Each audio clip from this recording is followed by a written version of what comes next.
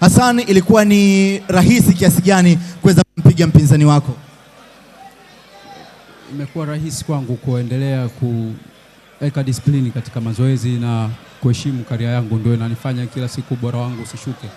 Haijalishi nitakuwa sipigani ndani ya miaka 3-5, lakini sijawahi kuacha mazoezi kwa sababu ndio kitu pekee ambacho naamini kinaweza kuniweka hai kwenye career yangu. Nitumie nafasi hii kumshukuru Mwenyezi Mungu, nitumie nafasi hii kuwashukuru washabiki zangu wote. Leo nimeona sura mpya nyingi sana kwenye boxing, hii ina maana kubwa. Nimshukuru sana Meja Semunyu, na nitumie nafasi hii pia kuomba serikali pamoja na Azam TV wafanye uwekezaji mkubwa kwenye boxing. Mmewadhulumu sana mashabiki zangu, leo wengi wamekuwa nje kwa sababu ya udogo wa eneo. Kuna tamani pambano linalofuata lifanyike walau uwanja wa Taifa pale, au tuwe na arena maalum kwa ajili ya boxing ili iweze kukusanya watu wengi. Yeah. Licha ya kwamba umeshinda katika pambano hili, kwangu mimi niliyesimama karibu yako hapa naona ni kama unatetemeka au una hofu fulani. Ni kwa ajili ya kile kilichotokea au kwa nini hali iko hivyo?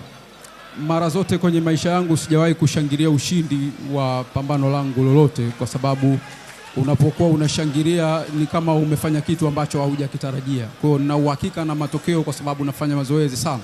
Ndio sababu pekee si shangilii, lakini nilitamani pambano lifike walau raundi 7 kwa sababu nilikuwa na vitu vingi vya kuonyesha watu kwenye boxing, lakini sasa haraka yake ndio imefanya mtoto ameongozwa na chai.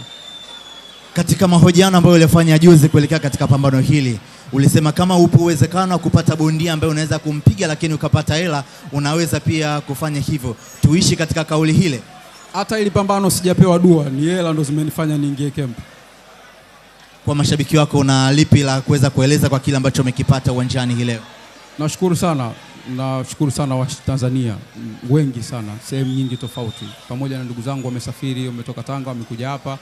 Mimi nimeshinda leo, ni maana kubwa kwa wana Mogadishu wote, lakini sijafurahia kucheza raundi chache. Yani nilitamani nifike walau raundi 7 kwa sababu nimekuwa na vitu vingi.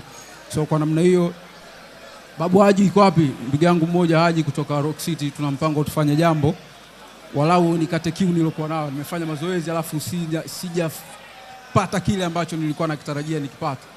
Natamani siku moja na mimi nimalize pambano na tukadamu kwenye pua. Shida watoto sio wavumilivu. Kwa kuhitimisha kabisa matangazo haya ya live, tutegemee kipi kinachofuata kutoka kwa Hassan Mwakinyo? Ni mikazo tu. Mtu akija atapinduka tu. Yani hicho ndo ninachoweza kusema. Haijalishi ni leo, kesho kutwa. By the way, nishukuru sana familia yangu, wamekuwa karibu sana na mimi wakati wote. Wanangu wengi sana nimeona sura zao hapa zimenipa nguvu, ikiwemo mheshimiwa mbunge Aweso. Ni kwa maana kubwa sana kwenye career yangu, kwa heshima kubwa sana kuwepo Tanga, kutoka Tanga kuwepo hapa. Lakini pia nilitamani ushindi wangu ukaguse sehemu za maisha ya watu wengi ambao wamekata tamaa kwenye maisha yao, zikaguse familia za watu wengi ambao wamepoteza vipenzi vyao. Ni ushindi wa boxing hauna maana, lakini iwe japo uongo sehemu ya faraja, yani waheshimu jitihada ya kile nilichokifanya kwenye maisha yangu kwa ajili yao. Kwa kifupi sana, imezoeleka kwamba Hassan Mwakinyo ni bondia mjivuni. Wapo wanaosema kwamba aina yako ya kuingia leo ulikera mpaka ukakera tena. Kuna mwanasheria mmoja anaitwa Fayaz Bojan, ni Muhindi lakini ana asili ya Tanga.